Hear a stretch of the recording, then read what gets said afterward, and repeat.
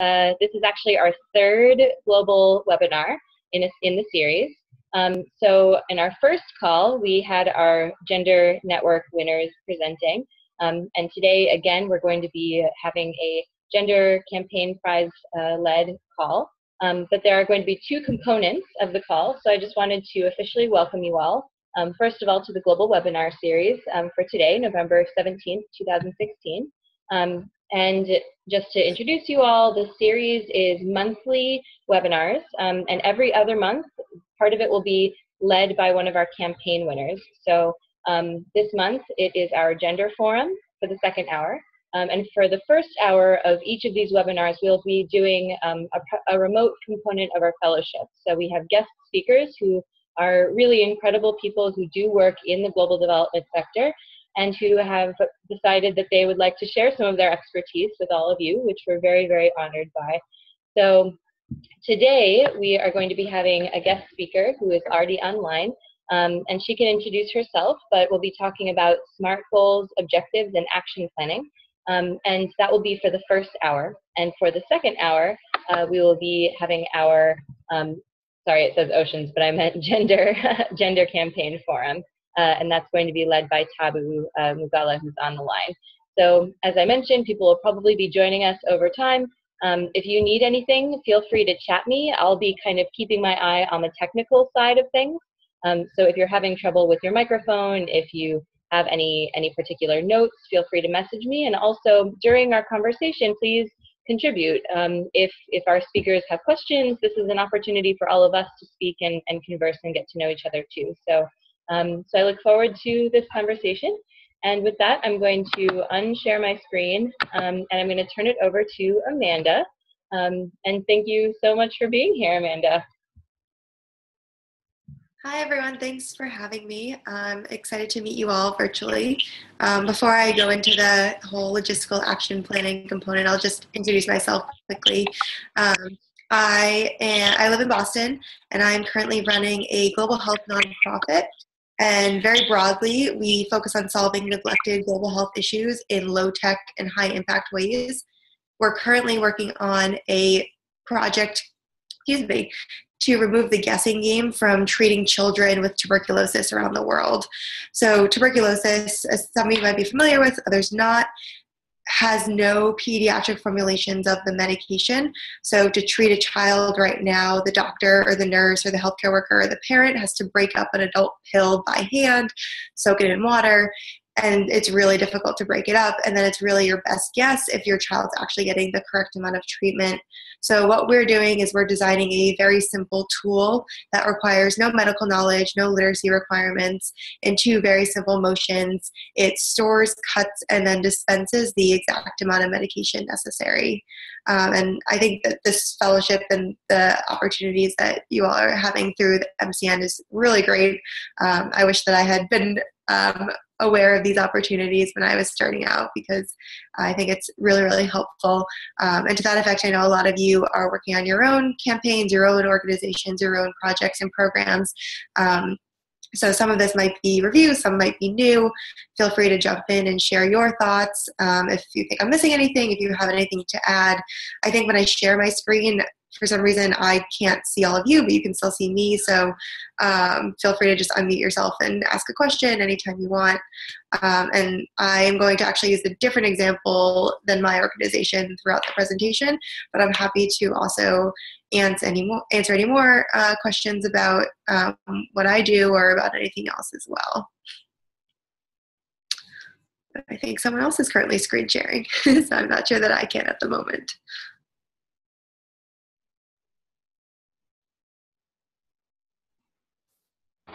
Jodney, it looks like you're trying to share your screen, and we can all see your screen. Would you mind unsharing? I'm going to see if I can do it for you.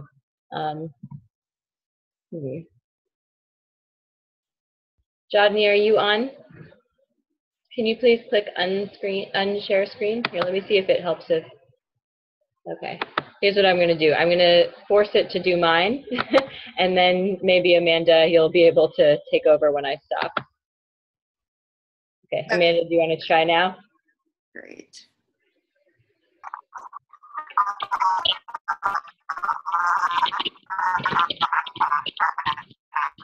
All right. So there's still a little bit of feedback, but hopefully you can hear me okay. Yeah. Johnny, can you put yourself on mute, please? I think it's feedback on your computer.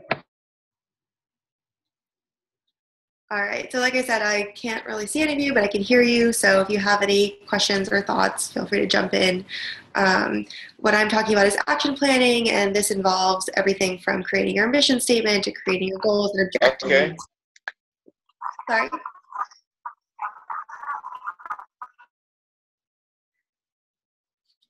So before I delve really deeper into what is action planning, everyone just take like 3 minutes to think about your project, your organization, your initiative, or whatever your priority is right now. And if you want to think about it or write down or think about a mission statement and then 2 goals that you have. And then as we sort of move through what action planning is, go back and check those and see if you make any changes. And I won't ask you to share them or anything like that, just for your own kind of benefit. But if everyone wants to just take like 3 minutes to write down a mission statement and 2 goals for whatever it is you're currently working on.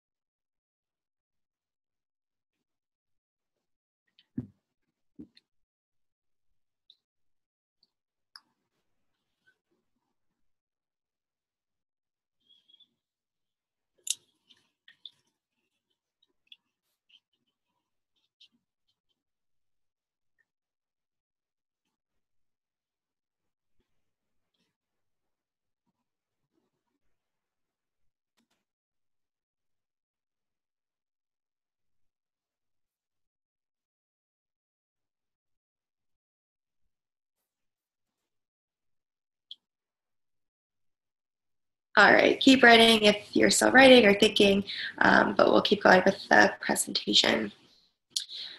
So what is action planning? I'm sure we've all been in that place where you're going through the course of your day and you have so much going on and you're frazzled, out of sorts, a million things to do, but you're stuck because it's hard to figure out which one comes first. You're doing one thing, it feels like you should be doing another, and it gets really, really frustrated. And when that happens for an organization, it's very tough because operations can come to a halt. If one thing's not happening, other things can't happen as well. And if it's not prioritized in the correct way, then it just kind of grinds everything to a halt for the time being. So this is where your action plans come in. So organizations need organization.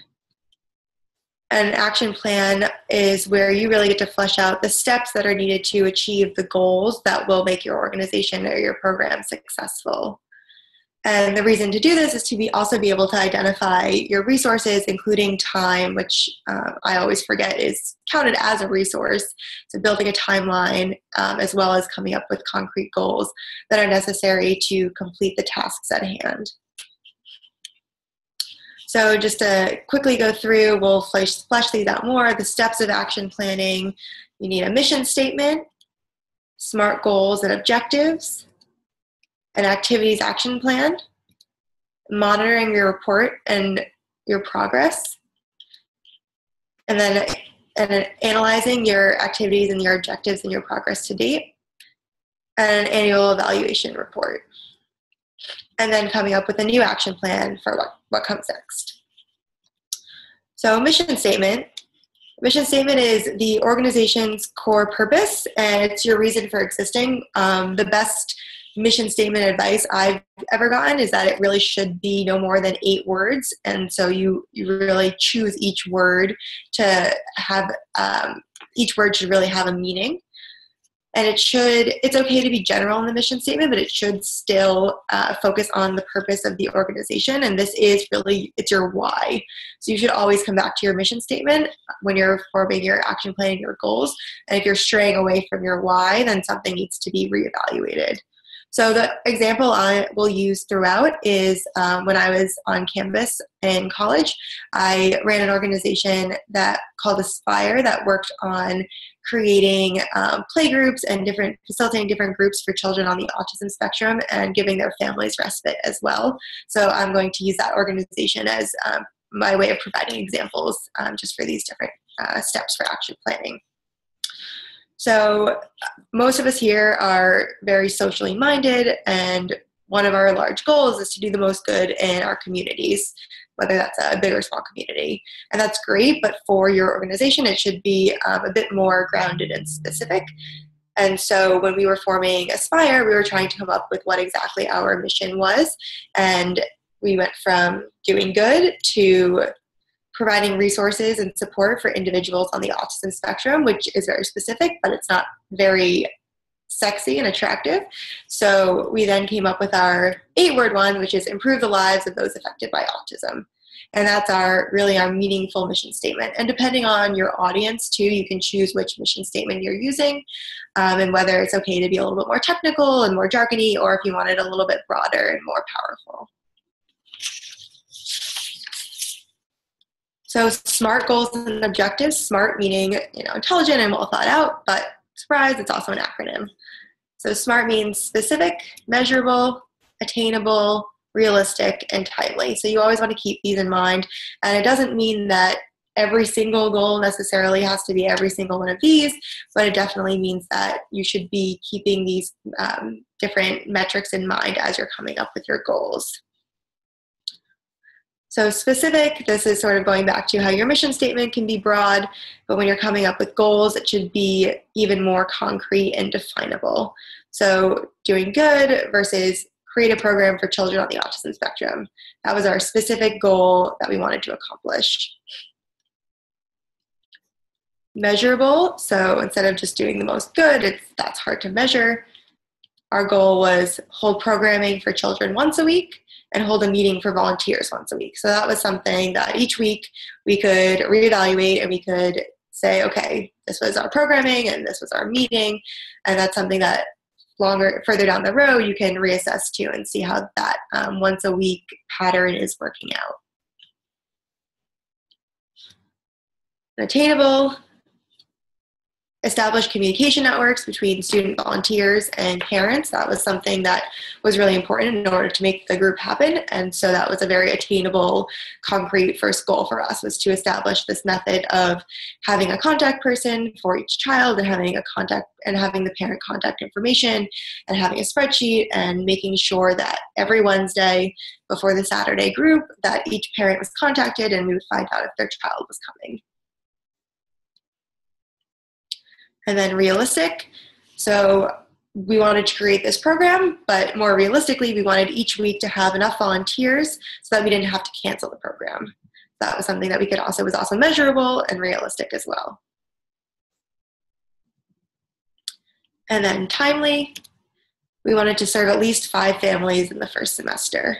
So that was another very measurable goal, that we had a timeline on it. In one semester, we wanted to reach 5 families.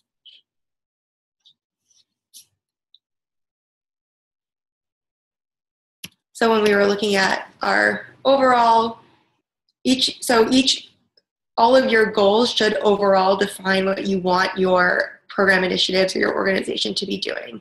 So our goals were create a playgroup for children on the spectrum, have programming once a week, meeting once a week, effective communication with parents, a 1-to-1 volunteer-to-child ratio, and to serve 5 families in that semester. And that really well-roundedly encompassed what we wanted in our broader mission of improving the lives of people on the autism spectrum and their families.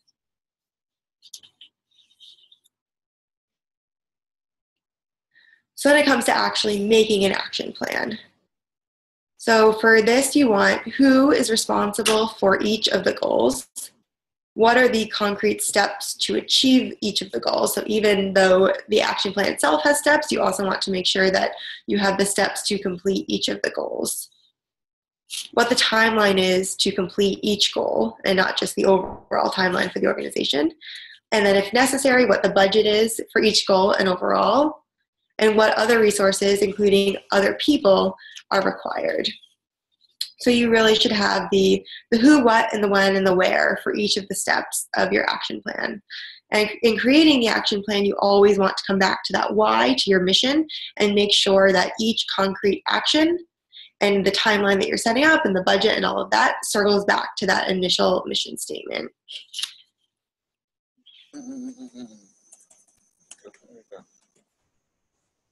Does someone have a question? Okay.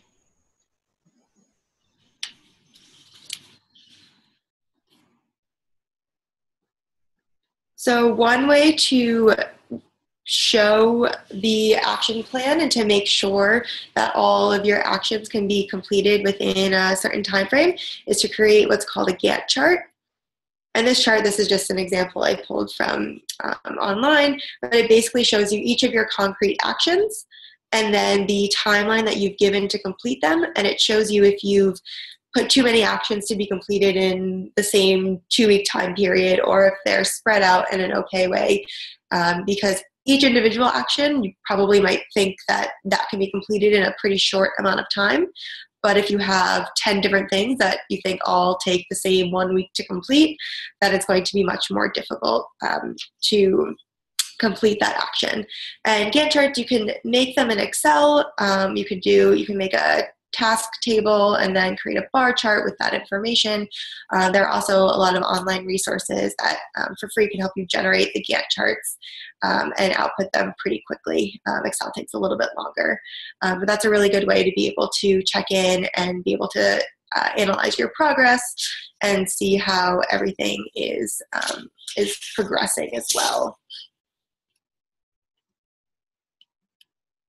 So your action plan should be smart and go back to your goals, but it should also be realistic. And remember that if you're counting on somebody else to help you in a task, that time is a resource for you as well as for them. So be very cognizant of whatever else they have going on, whatever other tasks they have, and make sure that you also have the necessary time to collect the other resources, material or intangible as well. And one thing to absolutely, if you take away anything, is budget in extra time anytime someone other than yourself is involved in a task, because it's going to take longer than you want it to when you're involving someone else's timeline as well as your own. So just when you're creating your action plan, be very mindful and very cognizant of and realistic about your time frame. And we're all, especially anyone interested in social enterprises and mission-driven organizations, we're all very ambitious, but just knowing you can set a timeline and it's great to have goals, but just knowing that things are going to take longer than you think they will help balance out some of the frustration when things inevitably take a while. So it's important to continually go back and monitor your action plan. So each of your goals should become an action item, and those should have a due date. And they should also there should be a date that you check in as well. So whether that's weekly, monthly, semesterly, not really a word, but this case might be applicable. And then also have a column to record your progress on that as well. So for example, to go back to the goals that I mentioned before, so setting up this playgroup for children on the spectrum, that was an immediate goal. So that would have been checked in on, and nothing else could have been done until we developed that playgroup. Having programming once a week and meetings once a week, that was an ongoing thing. It was a weekly check-in to make sure that everything was running smoothly and things were going as planned, that we had enough volunteers and all of that. Effective communication was short-term, because without communicating with parents, we had no way of knowing which kids were coming, how many were coming, and how many volunteers we needed. And having that one-to-one ratio was also ongoing. So you can see a little bit of a pattern here. I really like to color code my action plans, because then it's really easy to see, okay, I need to figure out which things need to be done immediately. Okay, let's look to the red column. And then serving 5 families in a semester, that was a long-term. In this case, depending on how you're viewing it, could have been a medium term if you're looking at a year-long program. But for this example, that was a long-term goal.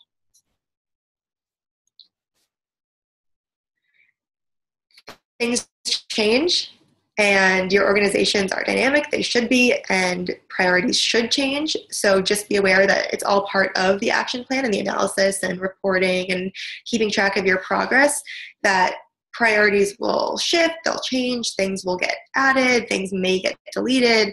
Something that was a priority a month ago may no longer be a priority, even if it hasn't been fully completed because other situations arise. In our situation, working with children, we sometimes had children that didn't get along, so that became a priority, figuring out monitoring with their families and getting their parents involved and figuring out how to best serve them and also the rest of the group. When we had children fighting during our program, and maybe that took precedence over a weekly meeting, maybe we decided to meet with the parents instead of meeting with the volunteers. And so just being very flexible and knowing that ongoing things are going to change, and that's natural, they should be changing. It's usually a good thing, even if it might seem frustrating or not like a positive change at the time. It's really all part of being a successful program or organization or project. So just remember to be malleable, make sure that your action plan has room for malleability, and it's very important to have the dates and have the goals, but take a step back, look outside of your immediate four walls, and that should help give a little bit better of a reprioritization picture as well as you move along and as you go through those checkpoints, whether they're daily, weekly, monthly, semesterly, yearly. So for example, with the Aspire group that I was working with, the play group was formed and that was done, so we could check that off, move on. For the weekly programming and meetings, we realized that it's not always possible to have enough volunteers each week, especially if there are particular campus events going on or if it's a holiday and a lot of the children are out of town. And so to become flexible and know, okay, these few weeks during each semester, we'll be skipping the meeting or we'll be skipping the program, and that's okay. It doesn't mean that the group isn't working. It just means that we have to be flexible and understand that everybody has different schedules, and when you're trying to bring together college students and children and their parents, that there's going to be a whole host of other scheduling that you don't usually foresee. Communicating with parents, we realized that we could do this, but we needed one particular liaison. So instead of it being each child had an individual person, and then each of those volunteers relayed the attendance of the child to one of our organizers, we just assigned one person to communicate with all of the parents, and it worked much more smoothly in that way. So this wasn't really a change in timeline or anything. We didn't eliminate this, but we just shifted the way in which we operated. And we also realized that our kids actually didn't need a 1-to-1 ratio, so a 1-to-2 volunteer ratio was okay, which actually let us then be a little bit more flexible in the number of volunteers that we had, and we were able to cancel the groups less frequently, because if we had 6 kids coming, we really only needed 3 or 4 volunteers instead of 6 or 7. And then in the first semester, serving 5 families, that was great. But there was actually a much larger need in the community, so that actually increased. So you can see again the color coding throughout of the red for completed, the green for adjusting, and then the blue for reshifting the priority.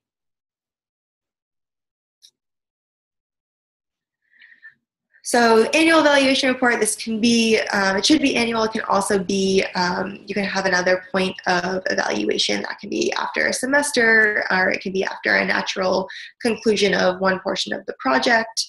But the main point of this is to really just reassess the status of each of your goals, reassess the due date, use your SMART acronym to determine the continued relevance, as I was sort of mentioning before, of each of these goals, and add new ones, which ones need work, which goals should change.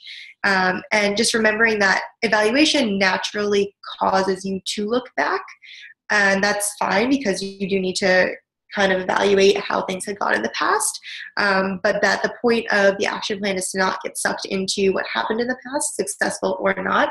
It's really to help you move forward in the future. and that really should be the main priority of the evaluation. So even if it has been a more frustrating semester or time period and the goals seem to not be being completed, things seem to be taking a long time, taking more resources than you thought, that's okay. That's what the action plan is for. And then it gives you the room to reassign a due date, add more resources necessary, maybe fundraising needs to happen, maybe more volunteers need to be recruited, or staff needs to be hired, or something like that. And it really gives you the chance to take a look at it and find some concrete ways to move forward instead of getting sucked into what's happened in the past. Or if things have been really successful, it's great. You can see what's working. You can see maybe, okay, we've had 20 volunteers. Now it's time to get 30. We've had 50 people we've served. We want to get to 200. And how do we do that? So it really allows you to fix what's not working and improve on what is, and expand and scale the organization as well.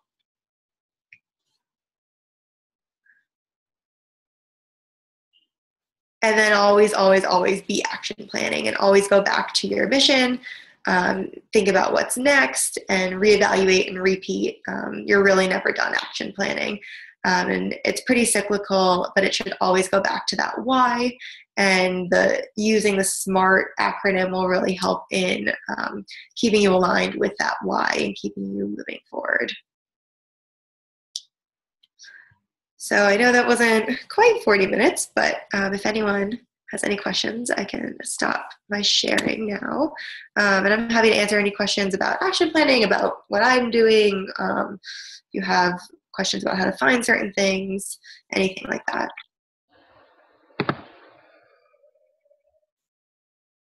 And I muted you all before, but if you'd like to ask a question, feel free to just unmute yourself in the corner. There's a little picture of a microphone you can click on.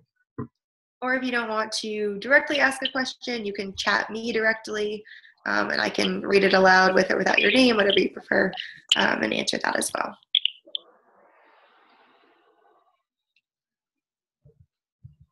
Have any of you done action planning? Oh, go ahead, Sonia. Oh, I can wait. Go for it. I was going to ask if Amanda could talk a little bit more about like what she does like day to day in her with health advocacy innovations. Sure. So I am actually our only full-time person, so action planning rings pretty close to home for me. I definitely this summer went through a time kind of like I was describing at the beginning where things were just piling on. So we're a nonprofit, so I fundraise, I do all of our pitching, I build the relationships with our partners, I'm not an engineer, but I oversee our engineering. So I really wear all different hats. I do our social media, all of that. So definitely got to a point this summer where I was doing one thing and always felt like I should be doing something else. And creating this action plan actually really helped me to be able to each day is different, but to really know, okay, today I need to email 20 different people about potentially pitching to them for fundraising.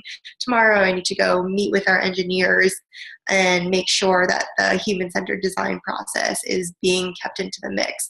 And then the next day I need to go meet with our pilot partners to discuss the sites and the number of individuals that will be part of that program and the surveys that will be administered. So it definitely isn't a day-to-day all the same, but creating an action plan certainly helps keep it manageable.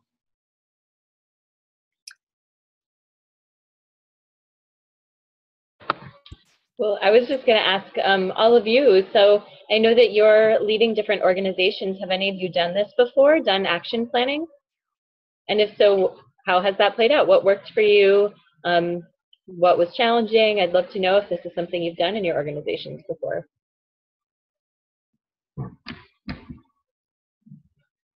Tabu, how about you? Have you done this?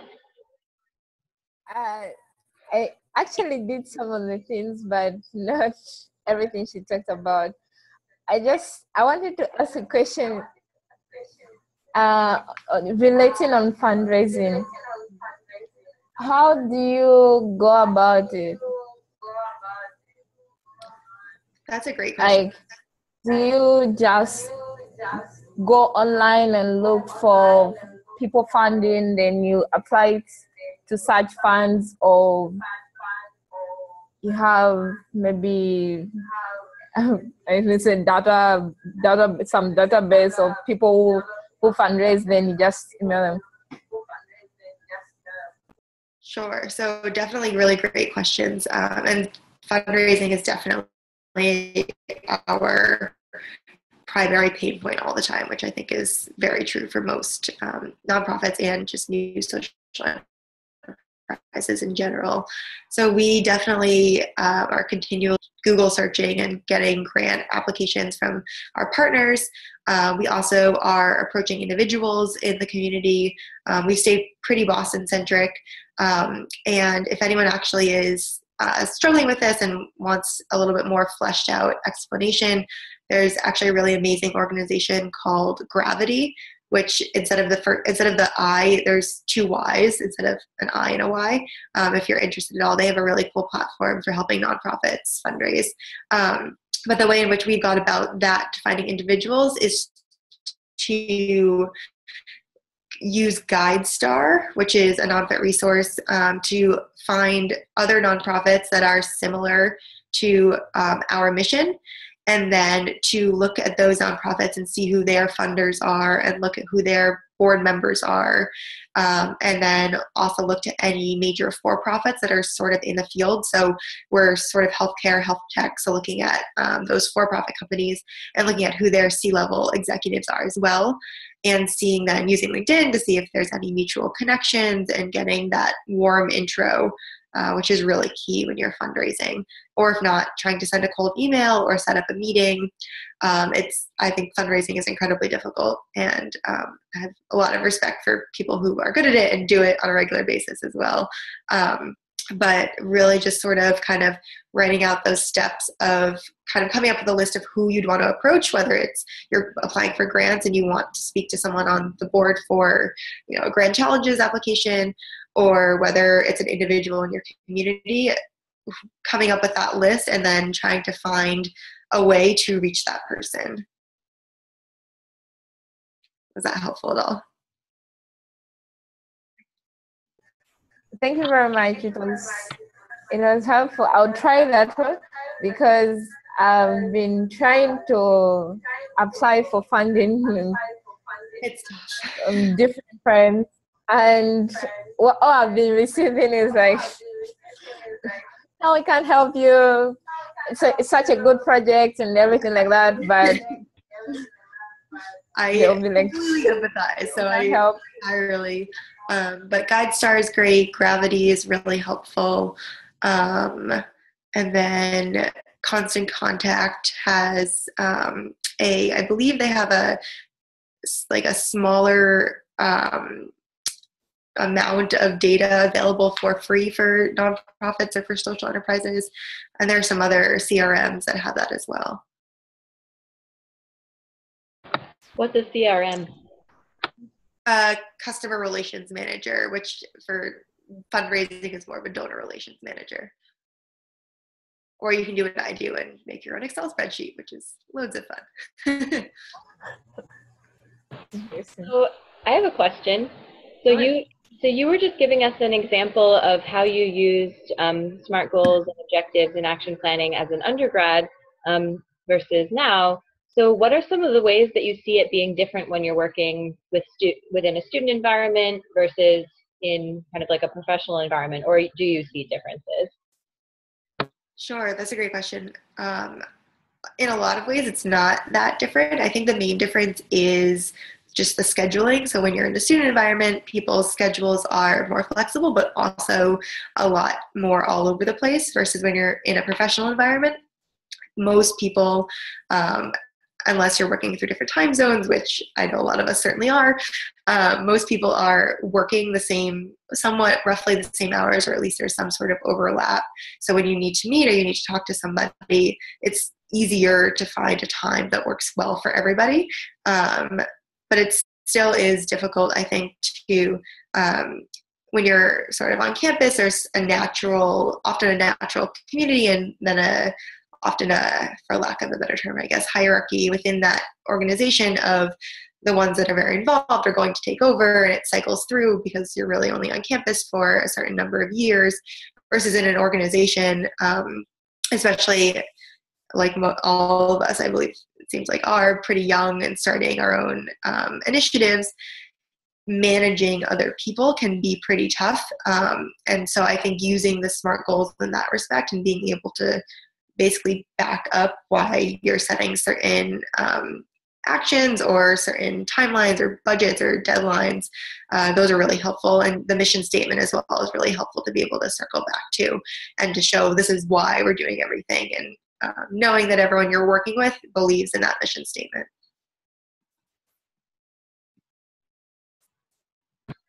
I have another question. Like, you talked about being dynamic, like in case something changes in your campaign or project, do you, like, for example, that big change of, how do I say it? Like, for example, I had planned to maybe to work with 1,000 women. That's just an example. Sure. Then I find I'm working with 10. How should I leave it in that way, or I abandon it? I go for another thing, or I should stay in that lane? From my end, I'm not using this to tell you how you should or shouldn't run what you're from my opinion, I think that it should go back to your mission. And if your mission is, it can apply to those, I'm assuming you meant 10 women, not 10,000 women. 10 women. If it's, working for or helping, or I'd also love to hear a little bit of info on what you and anyone else who wants to share are doing. But if you think it's helping, if it's beneficial, I often even being able to say, look at these 10 women we've helped and look at what these are, feedback that we've gotten from them, and here's why they think that what we're doing is amazing, can be really helpful in reaching the next 10 and the next 10. And sometimes it might just be in increments of 1 or 10, but before you know it, it'll gain traction, and hopefully, and then you'll steamroll, and maybe you'll find yourself reaching 1 million women, and it'll be a priority shift in a totally different perspective. I think that it's not bad to change your programming if you think that there's a way that you could reach more people. But if you don't find yourself reaching everyone all at once, I don't think that that's a reason to just totally stop.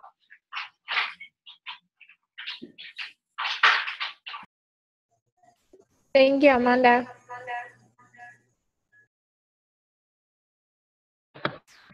It seems like one of the things that's kind of emerging also as a theme is the importance of not only having a strong mission and a strong action plan, but also having a strong evaluation process, so that you have these kinds of steps along the way where you know exactly how you are measuring your growth, how you're measuring your success.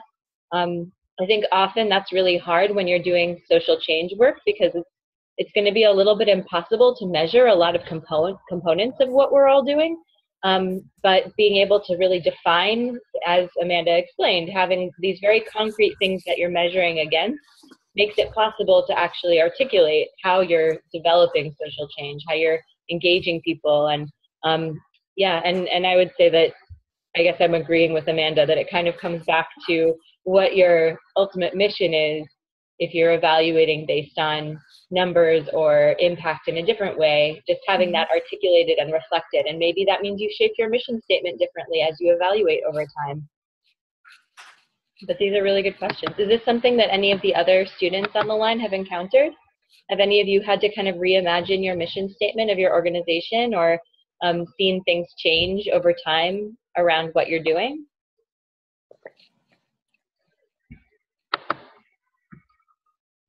And you can just unmute yourself. Yeah, I feel I've had to change at a point in time, not entirely my mission statement, but my target audience.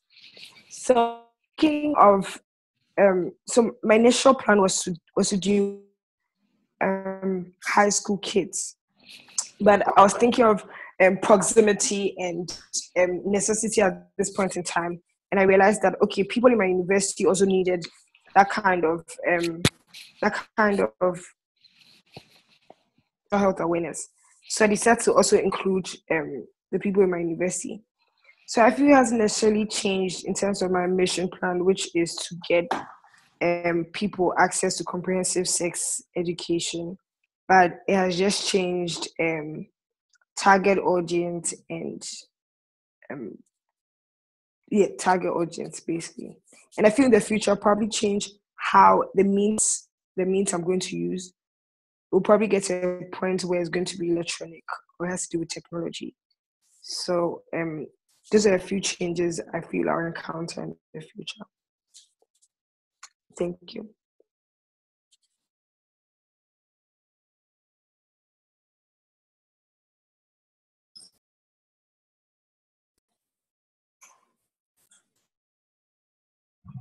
Yeah, that's a really important point that you're thinking about not just numbers, but also target audiences, and thinking about sometimes the people that we think we are going forth to try and support, that's not actually the match with the skills or the process that we're going about. And so then we sometimes have to reevaluate, are we going to change the target audience, or are we going to change the process and the way we're going about it? And it's not a bad thing to have to change one of those things, because over time we learn the information that helps us know how to be most effective. So that's great that you're thinking about it that way, Vera.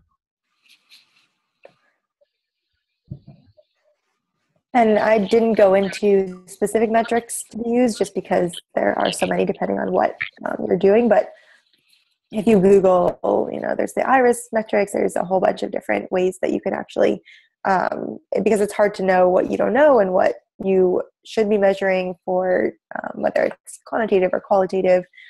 So definitely just know that there's tons of resources out there to help you come up with what those evaluating points should be.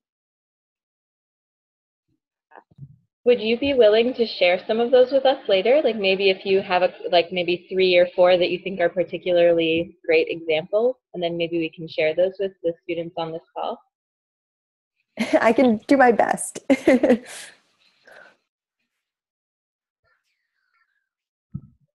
Yeah. Any other thoughts or questions? This is so great that we have Amanda on the line talking about a very specific way that she's been using SMART goals and objectives. And yeah. Deepshika, how about you? Do you have any thoughts or questions, or does this relate to any of your work?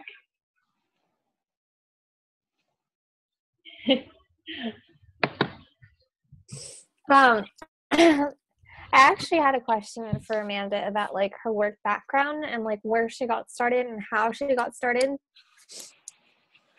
Sure, yeah, I realized I didn't actually go into that part of it.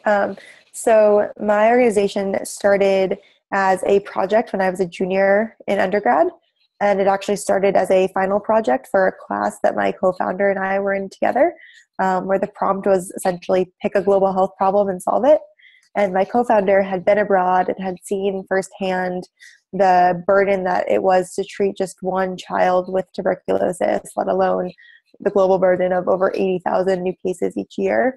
And she was pretty infuriated that there weren't actually, not only weren't there medications for kids, but there wasn't any sort of solution or technology even at any level to help the children, but also the healthcare workers, the nurses, and their families ease the burden of an already extremely difficult treatment regimen.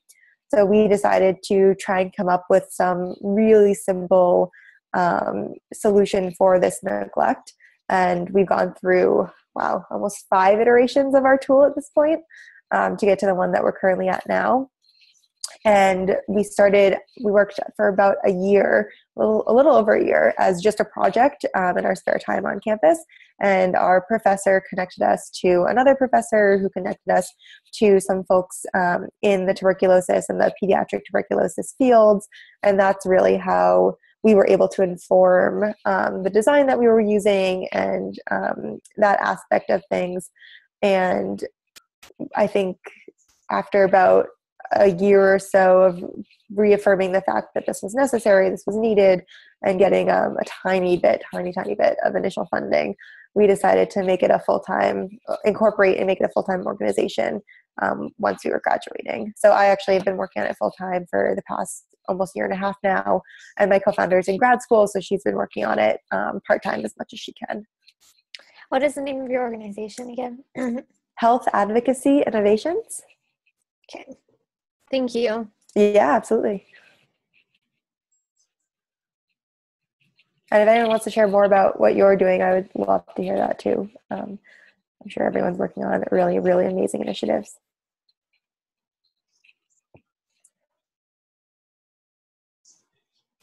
Well, I know in a few minutes, Tabu's going to share a little bit about her work, but would any of the other folks like to share? Are any of you working on global health? I am. What are you doing? So I started with the N7 campaign, and I opened a chapter at our school.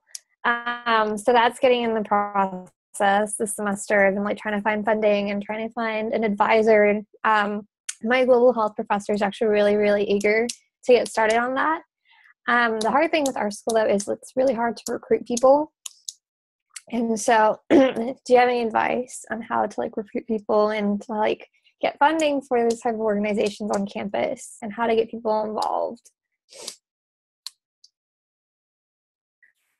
I can do my best to add my thoughts on that, but I'm sure everyone here has different thoughts as well. I can really only speak to my own campus experience in terms of getting funding. I know that we had an organization basically that you pitched your project to, and then they decided if you had, I think you had to have 4 people and a like solid mission statement and goals for the term, then they would decide if you got, I think it was like $4,000 or some amount of funding that they were able to give you. And then depending on your growth and your achievement, it kind of increased from there. And then I think doing like even the small sort of bake sales, and we did in the summer, we did popsicle sales. They're really cheap to buy. We're really excited to buy them. And I think talking to professors that are similarly interested in what you're doing, finding an advisor to really champion your cause. And they might have larger sway or a larger know-how with the administration. And then for recruiting, we really, and we still use this too for volunteers and we were looking for engineering help when we were on campus. We used listservs and really just sent emails out to hundreds and hundreds of people. You can hang signs up if there are places where that's common on your campus. If there's classes that are teaching, global health curriculum or something similar, if you can ask the professor to take 5 minutes at the beginning or end of one of the classes to share what you're doing, and if anyone wants to sign up, take their email, or if they know anyone, the more people you can talk to or reach via email, the more likely you'll be to find volunteers. If there are similar organizations, I don't know if there's a GlobeMed or something to that effect on your campus, but something else sort of in global health that maybe you could form a partnership with, or yeah, we do have a really big chapter of GlobeMed here, and it's very active and it's very big. So maybe some of those people I go to USC. Oh, okay. Do you know Ivana? Wait. Yes, I do. Guillaume? Yeah. Yeah. Really nice. Funny. Yeah. We interned together this summer. Oh, really? Yeah, she's GlobeMed's like communications intern, I think. Yeah. Yeah. I just like recently reached out to her on Facebook because she knew a friend of mine at Berkeley, and then I'm actually looking forward to doing work with her next semester. Oh, cool. Yeah, she's the best. So, oh, awesome. Yeah. Great. Sorry to interrupt. Yeah, it's okay. I will. What's your name? Sonia. Sonia. Okay, nice to meet you. I'm Deepshika. Yeah. Small world. Yeah, sorry, I didn't mean to interrupt.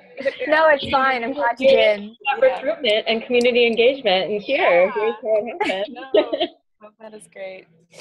How do others of you handle recruitment? Sonia, how do you handle recruitment with your GlobeMed chapter? Oh, recruitment is really my favorite time of the year for our chapter because it's just like when I get to explain to people like why I'm so happy to be a part of Globe Med and like why I'm passionate about it. And kind of because it also with Globe Med kind of has like, and similar to like MCN and other things, like you can't exactly tell what it is from the name. And so it's like my opportunity to like really explain what it is we do and like why it's so great.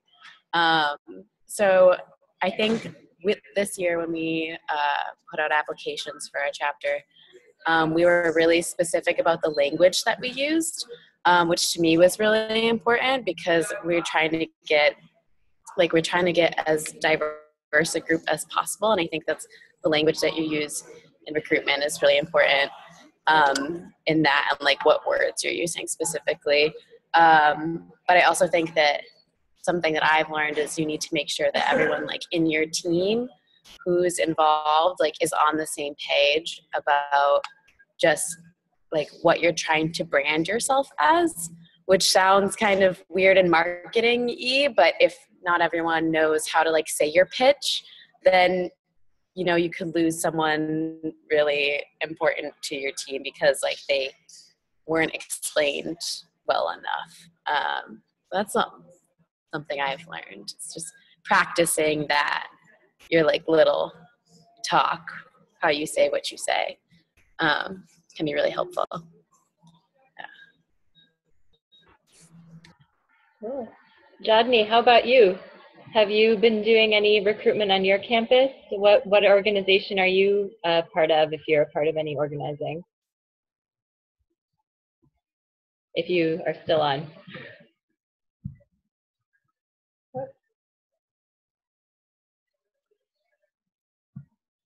Not sure if that's the case.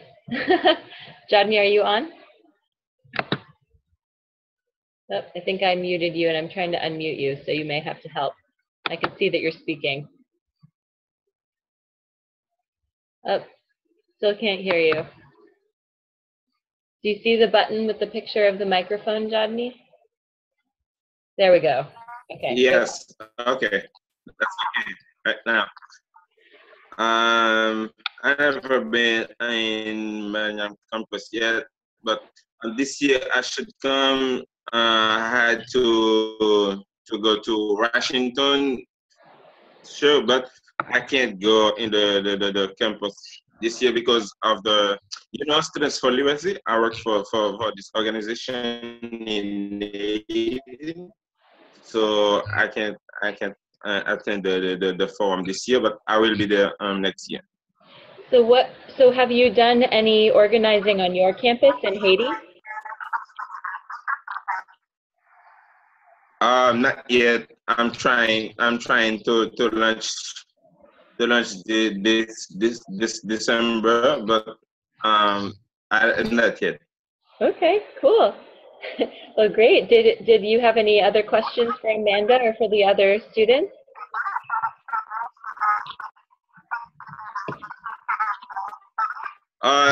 It's okay right now. It's okay. That's fine. Okay. And I know we have a couple other people on the line. Sergio, is that right? Do you have any last questions or things?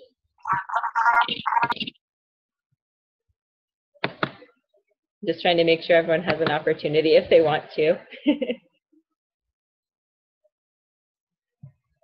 Okay, cool. Well, Amanda, I'll let you say whatever your final words are before I turn it over to Tavu. Well, thank you all for listening, for asking such thoughtful questions and engaging. One of my favorite things about doing something like this is just getting to hear things that everyone else is working on and what other people are passionate about. So thank you to those who shared for sharing what you're working on. I'm really sad that I can't stay on for Tavu's talk, but I'm sure it's going to be incredible, and I'll look for it online. And Tanya said she has a question, so before I sign off, go ahead, Tanya.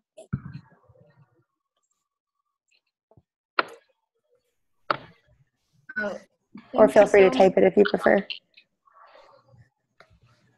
Okay.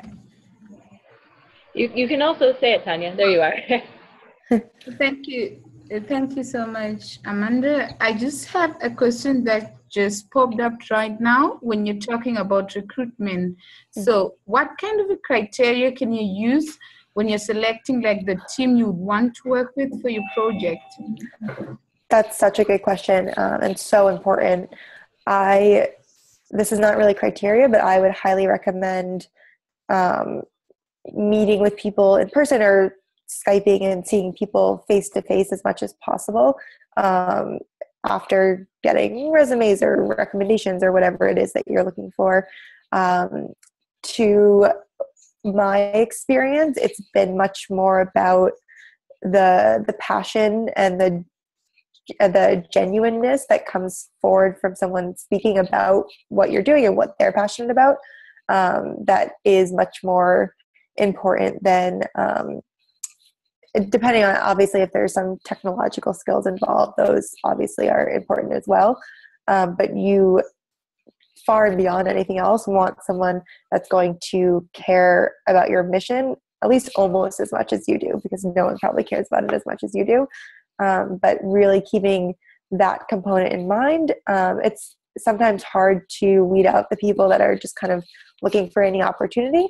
But if you get the chance to speak to someone either on the phone or face-to-face or Skype or however it works out, I've found that that's a really great way to tell someone's true level of interest in the specific project, the specific mission, and the specific goals, instead of just generally trying to find something to fill their time with. If you have any more specific questions, that was pretty general, so feel free to add more. Yeah, I would have loved to ask, like, maybe in my case whereby I'm currently studying in Costa Rica, but the campaign, I would say, I'm having it in Zimbabwe. And I would say, unfortunately, I can be going home this year. So how do I really get to know that this person is really passionate about what I'm doing? Because we might try to talk or maybe have a Skype call and everything, and then they show you the zeal, but when it comes to the moment when you really need to do the work, it's a bit... It's harder to know. Definitely ask for references, recommendations, if they've had work experience in the past from coworkers or from bosses. But if they haven't, which is totally fine because everyone has to start at some point, even just peer recommendations often tell you a lot about a person's character, and whether, or even a recommendation from a past teacher or some sort of supervisor from some role that they were in. Even if I found that if someone, babysat in the past, the parents that they babysat for can tell you a lot about whether they're on time, whether they stick to their commitments, whether they're actually able to carry through what they say they're able to carry through. And same goes for a teacher. They can tell you if they, kind of are timely or organized. So definitely utilize references and ask them to speak about what they've done in the past as well, so that you can compare what people are saying about them to what they say about themselves. Okay, thank you. Thank you so much for speaking to all of us, Amanda. This has been a great conversation, and thank you all for asking such good questions as well. I think one of the things that I'm taking away is that all of you are experts on this process of engaging students, of mobilizing your campus, and I'm sure you've all done versions of the SMART goals and objectives and action planning, which are in place so that you can do all the things you're doing even better. So thank you so much for leading this conversation and sharing your experience and expertise, not just now, but as a student. It's really great to see how you've actually been in the role of many of the students who are on this call and used those past experiences to leverage to your current moment. And so thank you so much for being on the call and for sharing your wisdom.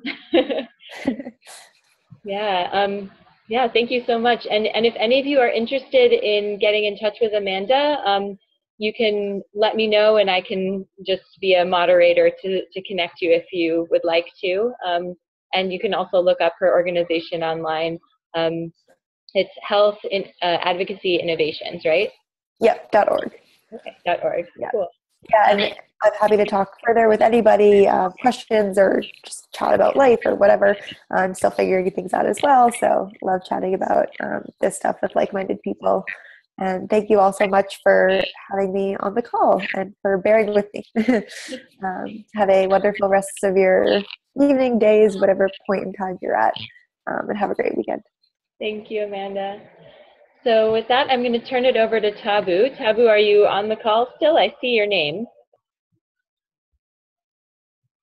Tabu?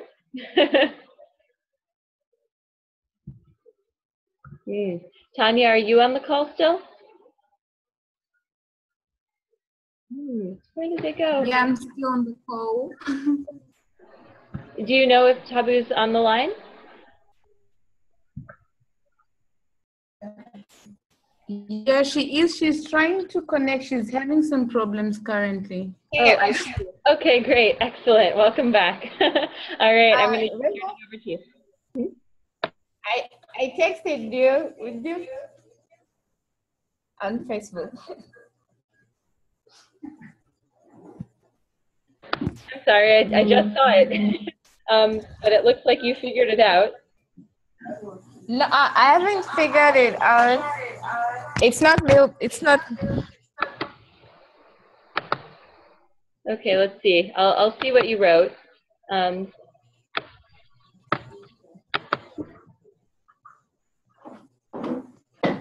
Okay. Interesting. Okay, I'll figure that out and we'll switch places. Tabu, you take over leading the conversation and I'll see if I can figure out what's going on with other people joining the call, okay? All right. Okay, cool. Thanks so much. All right, all you.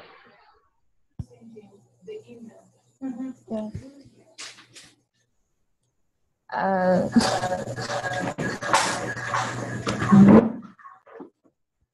Good evening, good afternoon, or good morning, depending wherever you are.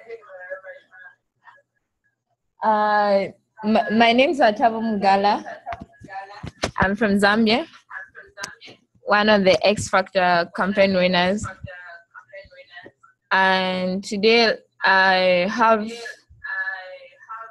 a topic on gender stereotypes. Let me try and share my presentation. Right now. Do you remember how, Tabu? You just click on the little share screen at the bottom. There's a green box with an arrow.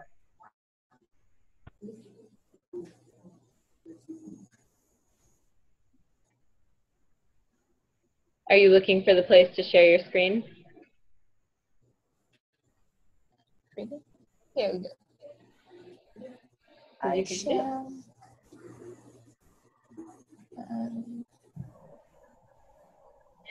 You can share your screen by clicking, if you hover on the screen, there's a black bar at the bottom and a box that says share screen. It's a green box with an arrow. There we go, perfect.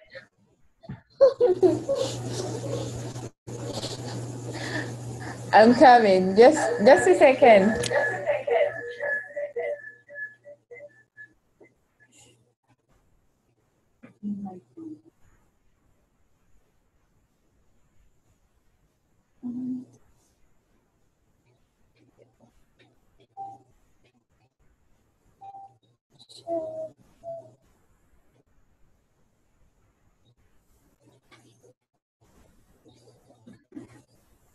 Abu, are you having trouble? Here you go.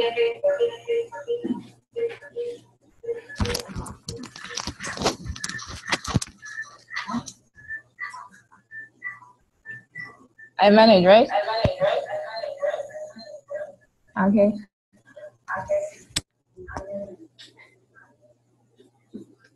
So today we're going to talk about gender stereotypes, and as I already introduced myself, my name is Tabo Mugala.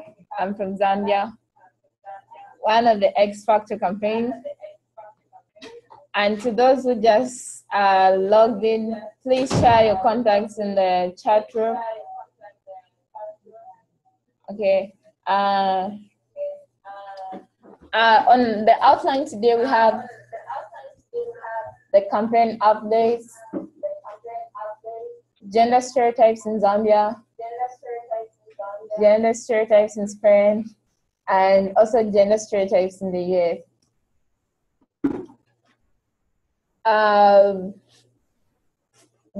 This year in August, we created, the gender network was created, which is composed of Bear, Tanya Radza, and Jessica Russo. Then my campaign basically is about ending child marriages and prostitution in my community, because I kind of identified prostitution as an obstacle that was bringing it was bringing down the community. The community wasn't developing because of prostitution and more child marriages. So I aim at reducing prostitution and child marriages of most young people in my village by giving them different skills, different entrepreneurial skills. Can be agriculture, can be any type of skill that will help them earn some money. The whole project had two main projects inside, which included creating a chicken farm center in which young people were to create or earn some sustainable revenue using some good method, not opting for prostitution as a way of getting money to feed themselves. And we also aim at making a sewing center where these women are going to sew different clothing materials and sell them to the people around. The project itself is in 4 phases. The project itself is in 4 phases. The first phase is the sensitization and data collection, which already happened. We collected data that only 20 people are going to participate, and this happened during the period of October to November this year. Then the next phase will be, I haven't started, but we're going to start in the end of November, which is just actually the fundraising and the construction of the chicken center. It starts the end of November, and by January we aim at finishing everything. We aim at fundraising the needed amount for the campaign, and also to have constructed the chicken center and also the sewing center. Then there's also the involvement. This is just the whole of 2017, where people like these women are going to have their own jobs. They're going to be working in this chicken farm. Some will be empowered by giving, what is actually going to happen. The women, after selling the chicken, they're going to empower one woman by giving her the money that was the profit, so that the woman starts her own business. Then we aim at ending the campaign basically in December 2017, which I hope by then we would have accomplished all our goals. Okay, so our campaign we have planned a lot of events for our campaign, and some of them are a change for her, which is basically we're going to talk about different things on how we can change the livelihood of a woman, like a girl child, so that they don't opt for prostitution. Like this will be on the 2nd February 2017, and it will be led by Annie Ngandwi, one of the members of this campaign. Then we came up with a slogan which is "It starts with her." Then we are also planning to have another event on the 23rd March 2017, which is called "Give Her a School Uniform." At this event, we're going to encourage a girl child and the parents on the importance of them going to school and not. I will also talk to the parents and tell them the importance of them not sending their children for marriages, but the importance of them sending them to school. And the slogan there, we have a better in uniform. Then on the 20th, and it will be led by Annie Andre. Then on the 23rd August 2017, we are going to have an event called Sisters Keeper.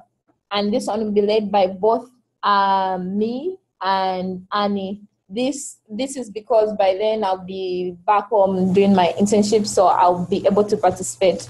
And at this event, we're going to talk about different things on how to help one another as in the community, on how to empower each other as women in the community, as girl children in the community. And the slogan is build her, like the hashtag build her. Then we also have build hope, which will be like by the end, almost close to the end of the project, which is in the 4th October 2017. And it will be led by me and the help of Annie and other members. The slogan is all with hope. Like at this one, we're going to talk to the girl children and tell them the importance of school, like everything, to tell them that everything is possible with hope. If they just believe, we're going to kind of instill hope into them. Then, so here is just rundown of the campaign updates. Like in December, we'll be starting the chicken project. Then we have a Go Get funding campaign page where we are trying to raise funds. Then we have a Facebook page, a Twitter page. We are also planning to have a page on Instagram. Then we're just trying to be in all, like to be in all the social media so that we spread everything to each and every person out there.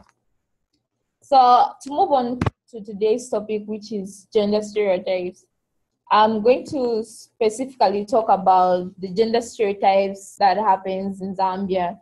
And today we also have two guest speakers, which is one is my professor. She's called Nicole from the United States. And we also have another guest speaker, Begonia. She's from Spain, and they're going to talk about different gender stereotypes in their different countries, different continents, I should say.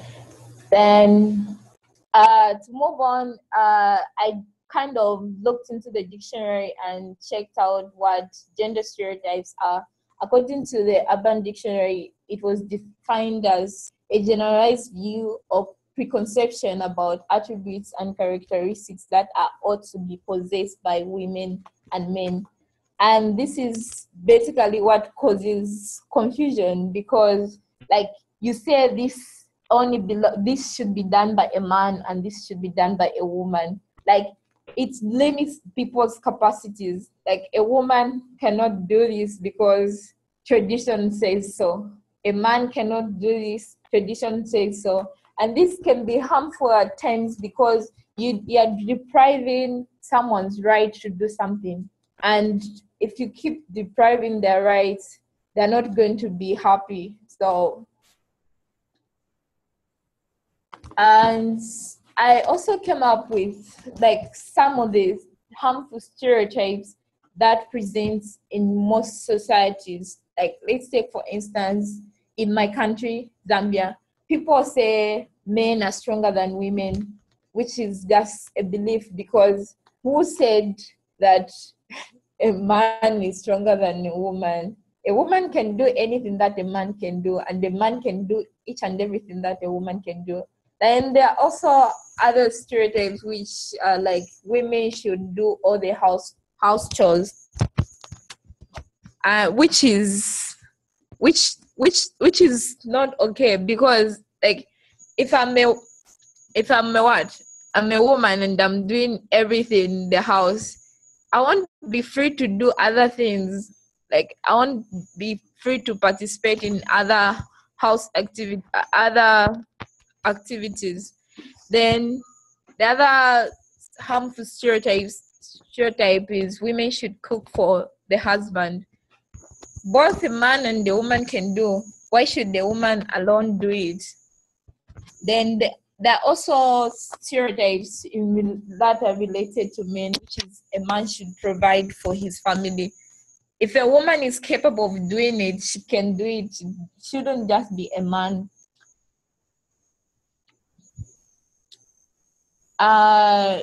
At this point, I would like to ask each.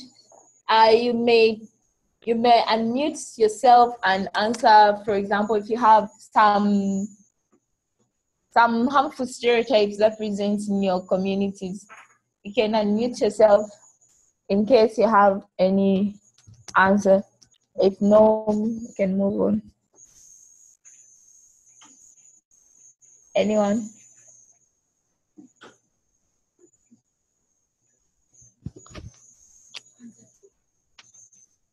Harmful stereotypes that presents in your societies. I can offer a place to begin, I suppose. I think in the United States, we just had an election, and it was the first time that we had a woman who was one of the candidates. And I think that one thing that emerged over the course of the election process is that there are a lot of stereotypes about how a woman is supposed to act in our culture that our candidate came up against, that Hillary Clinton came up against. So, for example, in American culture, women are supposed to be more emotional. They're supposed to be a little bit more kind of soft, and Hillary Clinton didn't fit those stereotypes, and there was a lot of negative feedback, which is unfortunate because actually, as you were saying, humans can act in whatever way feels true for them. But it was interesting to watch her kind of navigate those stereotypes of women should not be too strong, they should not take up too much space, and having to balance both trying to be kind of more emotional with also wanting to show that she could be the president, which didn't end up playing out. So that's one example. I'd love to hear other people's examples and thoughts too. It's a good question, Tabu. I think like being at school right now, I feel like there's a little bit of a stereotype that like girls aren't as good at like computer science and like engineering things and like math, and I think that can be really draining to people who are in like classes like that, and just can be really hard for them. So that's something I've noticed around here.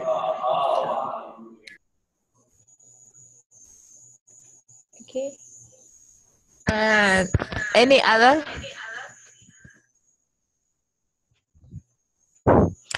If it's not, I'm going to move on. Okay. How are these gender stereotypes presented in different workplaces? Usually they're accompanied by mistreatment. Maybe the boss will be sending, for example, if it's a woman, sending her to go and for example, go and get coffee for me, just because they say a woman should do this. Go and get coffee for me. Go and do this. And sometimes there's a lot of biasness in that. For example, you go for a certain job interview and people will be like, they'll be looking for muscles. They'll be like looking for strong men who can lift metals and everything like that. And the woman will be left out because she can't lift something. She's not strong as they think, but maybe that woman can do something better in that office or in that community or in the workplace, but they think just because she doesn't have maybe muscles, she cannot do anything. Then it also takes us to gender inequality. Like women, like there's that inequality coming up because of these gender stereotypes, because some jobs are going to be offered to men. In fact, a lot of jobs are going to be offered to men and women will be left out. Maybe some foods will be offered to men and the women will be left out. Like there's that inequality in everything. Then, okay, before I move on to the last slide, I would like to ask, how do you challenge gender stereotypes that's, for example, you faced or you've heard from somewhere? How, or maybe you heard the story from someone, how did they challenge it, or how did you challenge it if you passed, or you had someone like doing some stereotyping? How did you challenge that?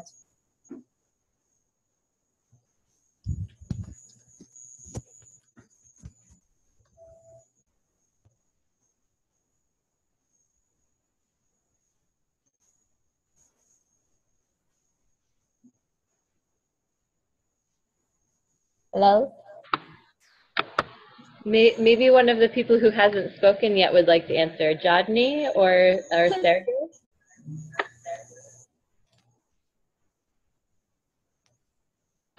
Or Beryl? Okay.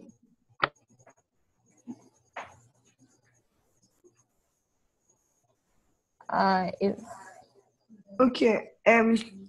So in terms of how I have questioned gender stereotypes, so generally the issue in my school is the like expectations of a woman. A woman shouldn't be too confident or too outspoken, because when you're assertive, it's seen as being rude or being bossy. And in that light, how I feel I've questioned gender stereotype is by being myself. I'm a naturally assertive person, and when it comes to times when I need to talk, I do talk. I really don't care what people think about it, or what or how people see me. So I do talk, and when I'm uncomfortable, I'm free to say it. So I pretty much question that gender stereotype or that gender role given to a woman in my university. So that's a way I feel I have, and I continue to question gender stereotypes.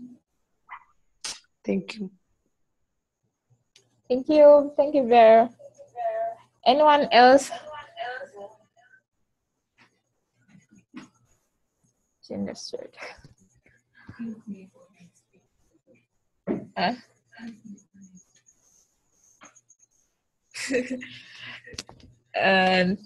Tanya has a contribution.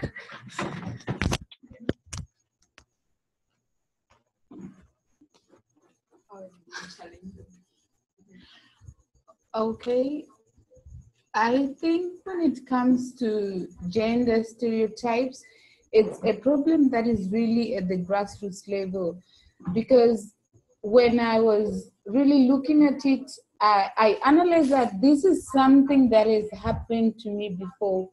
And I looked at it from the point of view of my childhood. You find that simply because I was a girl, my mother used to say, I have to play with dolls, I have to play with some knits, and I'll be knitting or sewing. Yet my brother, he had trucks and he had these lorries. So each time I always tried to play with his cars, my mom would be like, no, this is not for you because you are a girl. Girls don't play with cars. Girls, they play with dolls. So I think that if a child is exposed to such kind of an environment, as they grow up, then they have it within their mindset that, no, I'm a girl, so what I should do is maybe taking care of the house, taking care of all the family members. And if it comes maybe to the cars, driving, no, it's not for me, but it's for my male counterpart. So I think in order to like really tackle this issue of gender stereotypes, it's a problem that we have to tackle right from grassroots level. Like parents, they should not just let kids be divided like from their childhood. Like I'm trying to say that if it's a girl, if she is really like passionate about playing with cars, they should just buy her the trucks. And I was looking at it even from the point of view of the dressing that we have. Like there are certain distinct colors that the society has already put. If it's a girl, you know, she wears pink, she wears red, she wears purple. If it's a boy, he wears blue, he wears white, he wears black. So you get to see that as the boy grows up, even if he likes the pink color, because the society has just made it that pink is not for guys, pink is for girls. When he sees another guy who has grown up in an environment whereby they are just given everything, regardless of girl or boy, you find that they would be mocking that child. They'll be like, how do you get to be wearing something that is pink in color? It's for girls. So you find that it's actually our society that is developing this issue of gender stereotypes. So I think we should start tackling this issue right from our homes, because this is something that we have grown up seeing, and we really experience it not far away but within our homes. So first of all, I think we should start with our homes before we go any further.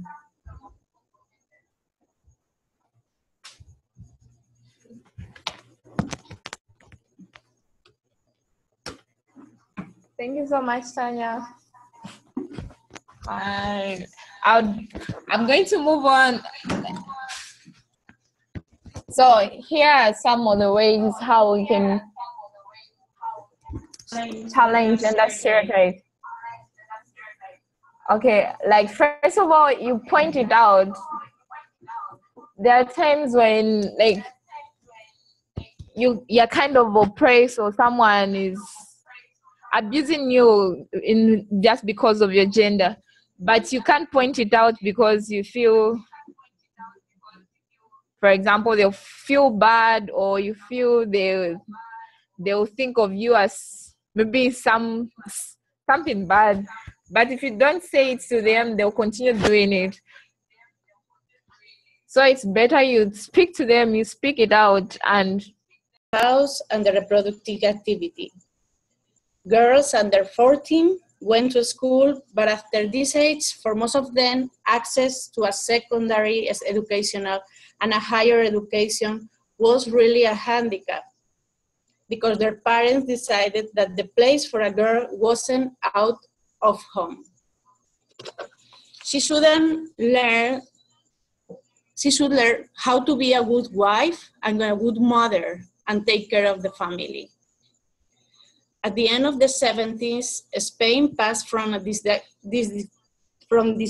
dictatorial government to a parliamentary monarchy. We started to live in a new era of democracy. We needed to rebuild a country and try to put it in the same level of development that our neighbors in Europe. But as women, we face it and still face even a harder work to do. We came from a patriarchal culture where women didn't have the same rights as men had. People had been largely lived under the influence of a patriarchal ideology. So the need to change stereotypes on women has one of the biggest challenges for Spanish women and men in the end of the last century. Now in the 21st century, so many things have changed, but we can say that we have conquered the same rights that men have. Now we have the opportunity to access to a higher level of education, and in fact, the percentage of women in the universities are higher than men's. But an interesting fact is that a bigger number of women students choose social careers. The number of women studying scientific and technical careers is lower than in the social careers. Professional women still have to combine their out-of-home work with familiar and household duties. Most women have to take care part-time jobs in order to be able to take care of their children or their elders. But still, one of the biggest challenges that we must face is the access of women to management positions in companies or in these institutions. Now is the time to try to break the glass ceiling and attempt our access as women to relevant positions in politics or business. It is also necessary to teach our children at home and since first schooling that we, boys and girls, have born equal. We must teach them that we are not different because of gender, that we can do the same things, that we need to work together for a better world. That is to say, a world where all of us have the same rights, no matter who you are or where are you from. In my opinion, all this work with our children is critical because lately we are observing that in spite of receiving a better education and having access through the new technologies to an enormous quantity of information, more than 20% of our male teenagers are still talking about young boys that have grown watching their mothers working out of home. Young boys that have shared classroom with the same number of girls. These guys are supposed to have the same professional aspirations and the same responsibility as girls to cut and change the gender stereotypes in which their mothers grew up. These 20% of young boys remind us that we still have a lot of work to do. While male chauvinist attitudes are still building the gender identities, things will remain the same. We may also observe that relationships between boys and girls are marked for this male chauvinist thought. 60% of young people think that to be jealous is something normal in a relationship. Some girls think that having a jealous boyfriend means that he loves you more.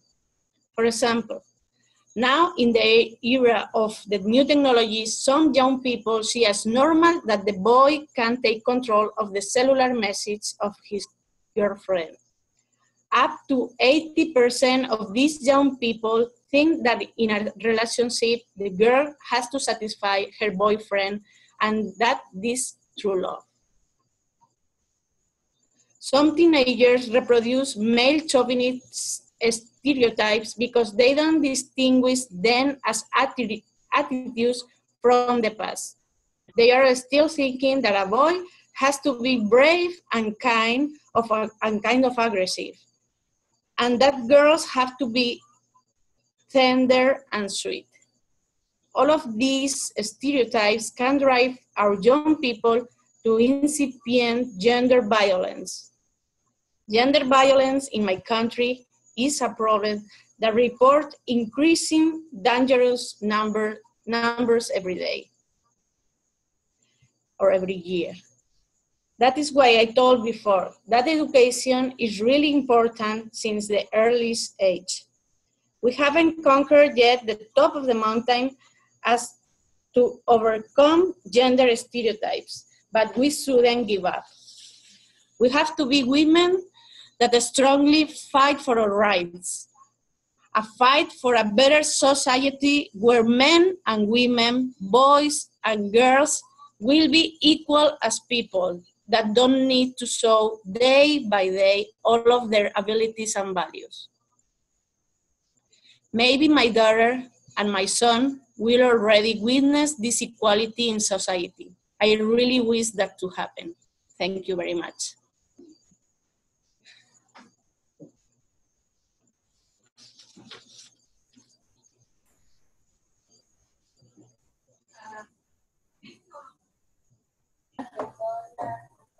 Are there any questions for her so that we move on to Nicole?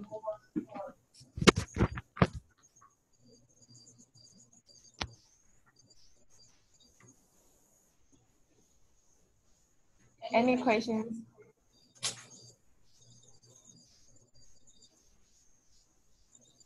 Okay.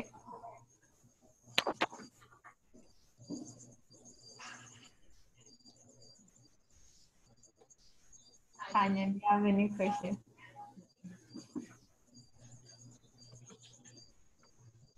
If there are no questions, I'm going to move on to Nicole.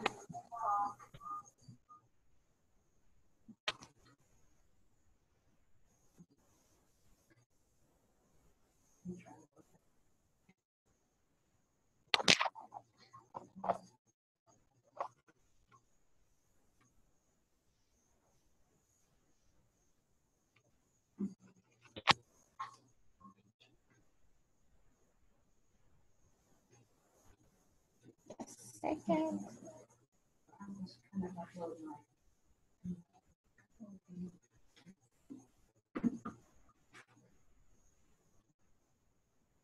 Are you able to unmute?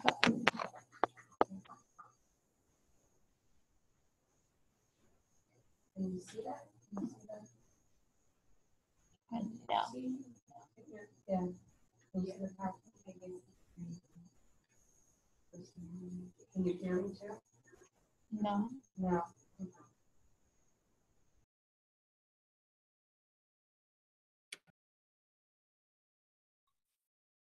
Is everything okay, Tabu?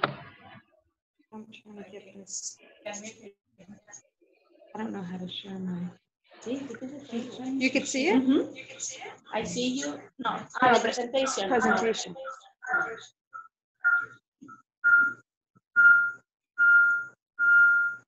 Let's see.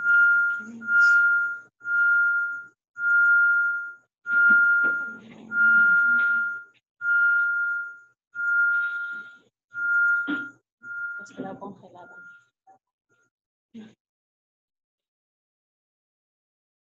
Okay, hold on.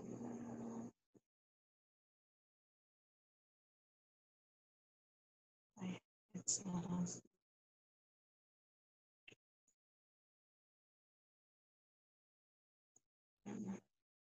I'm sharing, but I don't know where to look here. In PowerPoint on my yeah.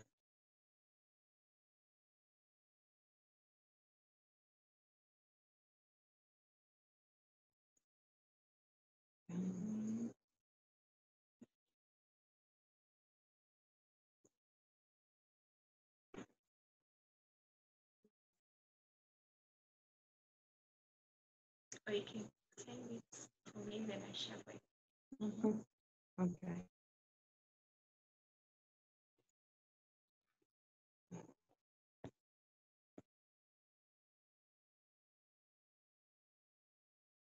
And how do I share it here? this. Send me maybe through Facebook or email. Okay. There.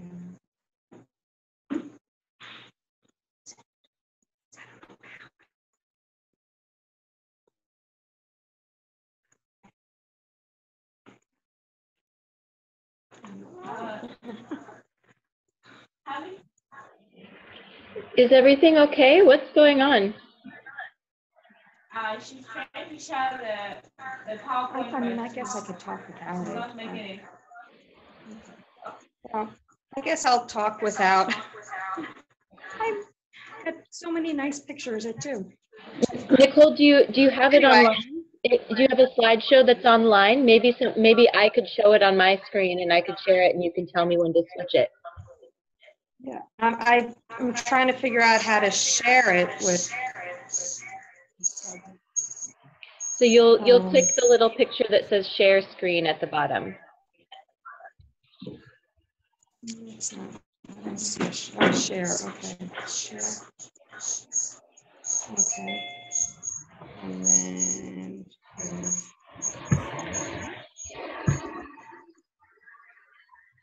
But anyway, my name is Nicole McVeigh, and I'm from the United States, and I am at Earth University here in Costa Rica, teaching English. And today I'd like to share with you a little bit about gender stereotypes in the United States.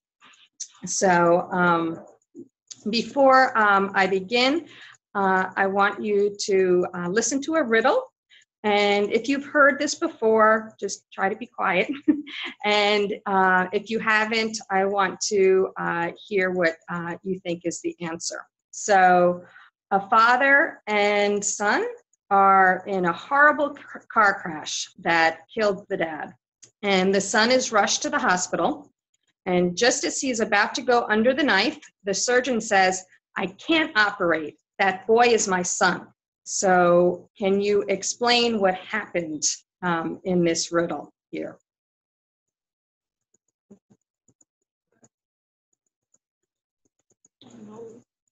You know it, okay. Has everyone probably has heard it before. It's surprising how many people immediately can't figure out the answer to that. And if you have not heard about it before, the answer is that the surgeon is the mother. And we tend to think of certain occupations and jobs with a certain gender. And if you could see my pictures, but anyway, so culturally in the United States, and I think I heard a lot of some of you who are from the United States, so these are not totally new, but if you are a female, the stereotype begins as soon as you're a baby with getting girlish things, dressing up in pink clothes and playing with dolls. And the parents are the most contributive factor for this stereotype. And some examples of stereotypes about women are that they're not as strong as men, or they're supposed to have clean jobs like secretaries and teachers and librarians. Women's are nurses, not doctors, and they're supposed to be gentle and kind-hearted.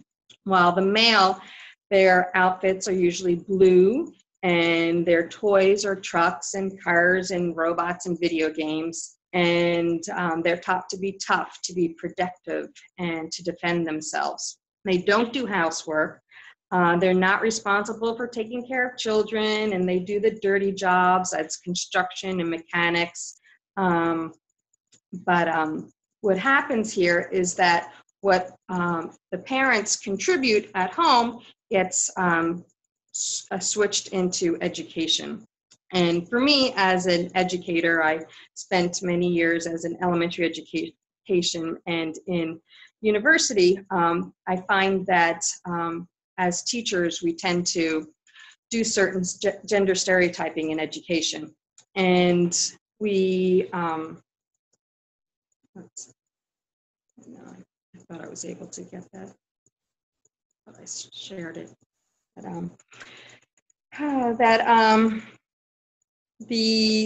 Reproduce the notion that girls are caring and nurturing and quiet and helpful.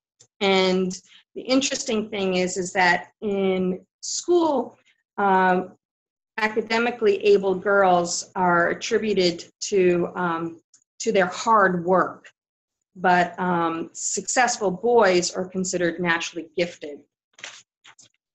And in contrast, if you are an underachieving male student, you're considered lazy, whereas underachieving girls are regarded as not capable. And boys are viewed as rational, logical, unemotional, and strong, and they're expected to be outgoing and smart. So the gender role stereotypes in schools attributes males' academic success to their innate intelligence, while their girls' achievements are attributed to their hard work that they do.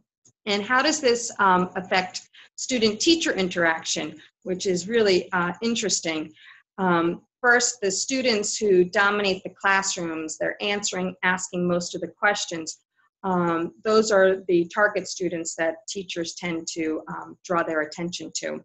And boys are more likely than girls to answer the teacher's questions. They tend to call out in class, and this is considered a risk-taking behavior, and they get the teacher's attention and the teacher calls on them.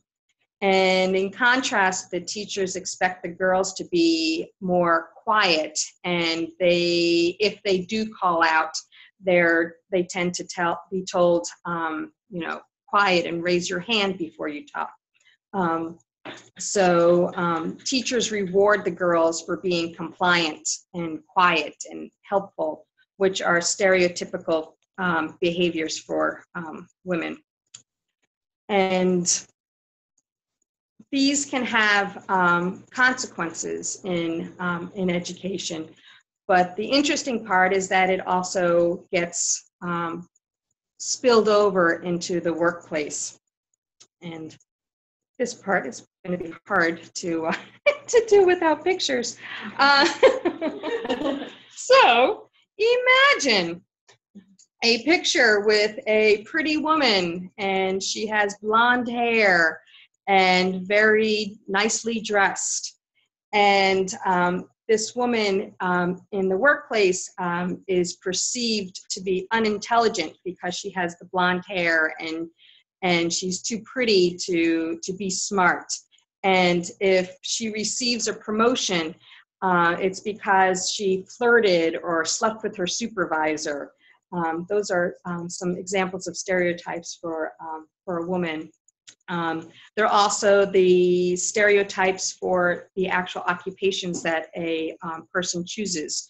So women are nurses and they're not doctors. And if women do take managerial roles, they are considered mannish or brute. So they're not considered to be good occupations. And in converse, if you are a man, you are not a secretary, you're not a receptionist, you're not a nurse. You take more manly positions in charge.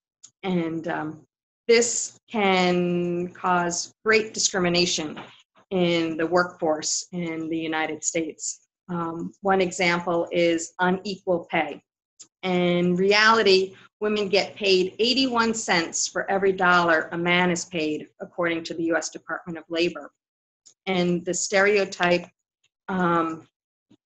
is that women do not need equal pay because they are married, and this is a supplemental income, and they don't really need to work. Another example of discrimination is the hiring, firing, and promotion practices that are done in the workforce. The reality is less than 16% of Fortune 500 corporate officers are women, and less than 2% of Fortune 500 CEOs are women. And the stereotype is that, well, men take charge and women take care, and the women are not aggressive enough or good at problem solving to be in those types of positions. So this discrimination exists in that. And you can't not talk about discrimination and forget about sexual harassment. And this one's a little interesting because I think in the United States, at least when I was there, it seemed to be overcompensating the sexual harassment in the workforce, where they were really being overly sensitive to interactions between men and female, and it's be interesting to see how that carries out in the future.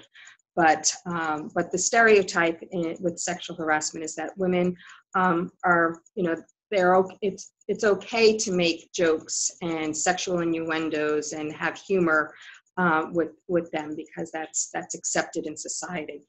And another aspect of discrimination in the workforce that's similar is pregnancy discrimination. And it's not uncommon for a woman, if they take temporary leave for her pregnancy, when she comes back, she's being forced to work in a different position or a lower paying position, even though she wanted to maintain her hours and responsibilities. And that's something that's quite real. For my second child, I hid my pregnancy for 6 months because my contract was coming to an end, and I was afraid that if they were going to find out that they may not extend my contract. So those issues are very much real and things that men don't have to necessarily come encounter with. And so I'd like to finish up without showing you really cool pictures and just telling you what can we do. I know the legislation in the US has helped a lot. When I was researching this, I am shocked at how long we've had these legislations in place. In 1963, we had the Equal Pay Act that got passed, which requires employers to pay all employees equal wages for equal work, regardless of their gender. And that just floors me because it's not happening. And in 1964, the Civil Rights Act of 64 prohibits discrimination in the employment for hiring, firing, and promotions on the basis of gender, but yet that still exists. And finally, in 1978, the US passed the Pregnancy Discrimination Act, which protects women from pregnancy discrimination. So these are things that have been passed 40 or more years ago in the United States. And we still have a ways to go. And we need to educate. And I think Taboo's gonna be kind of wrapping it up with what things our call for action on what we can do to cut our gender stereotypes and realize that stereotypes don't define us and move forward. So, and I apologize for the lack of my PowerPoint presentation. Thank you for sharing, Nicole. And if you want to share your PowerPoint later, I'd be happy to share it with everyone after the fact as well.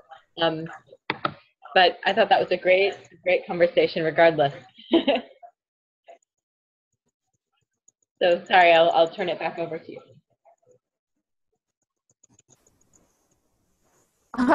Thank you so much, Nicole and Begonia.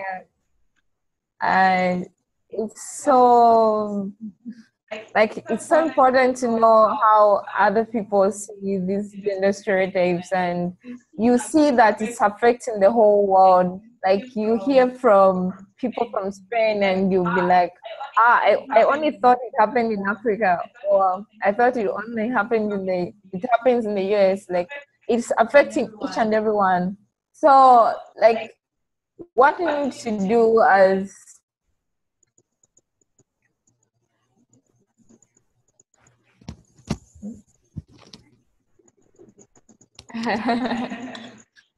what we need to we need to change these gender stereotypes we are facing, because if we don't change them, our world or communities are going to continue going down. Because let's say for instance, say this can only be done by a man, and if a man is not there, then the women are going to be seated without doing anything. So we need to work together as men and women and come together and end these stereotypes. Because like this example, I think it was Rena who gave about the US, people say this is that a woman can do as a president or something like that. If a woman is more knowledgeable, and it doesn't matter if she's a woman or a man or anything, but as long as someone has got that authority, someone has got the leadership qualities, it doesn't matter, you put them there. We just need to work together and end these gender stereotypes. And the last thing I would love to say is that don't forget, in case you would like to help my campaign, there is a Go Get Funding link I'm going to share here, or I can share through your emails. you can help me share to on your pages, your Facebook accounts, anywhere, any social media account that you have, you can help me share. I'm going to where do I share it? Yeah. Oh, I'm about to excessive. Here you go.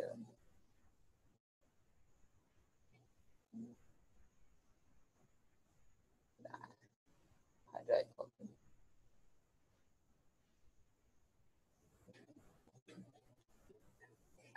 I heard Daniel give up.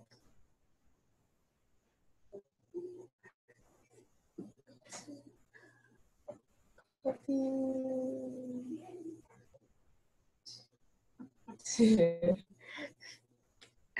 There it is. Oops, I sent this to the.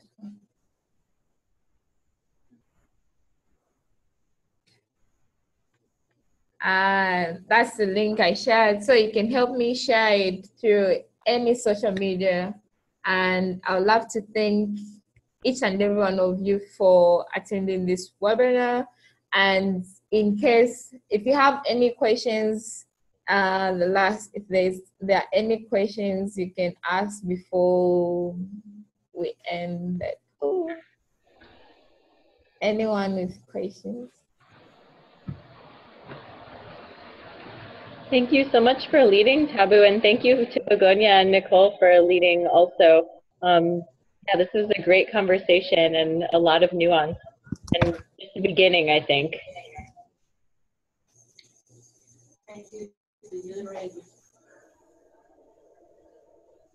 Thank you, Tabu. I'll let you be the final word, whatever you want that to be. You can do next and stop sharing. Again, once again, I'd love to thank you all. And that in the chats, that people shared their names, their contacts, their emails. So in case you would love to get the email of anyone, just see through this. From Amanda, Amanda who gave us the first part of the webinar. Then there's everyone there. So just check anything. And thanks for attending. Bye. Thank you. Bye, everyone. Have a good night. Okay.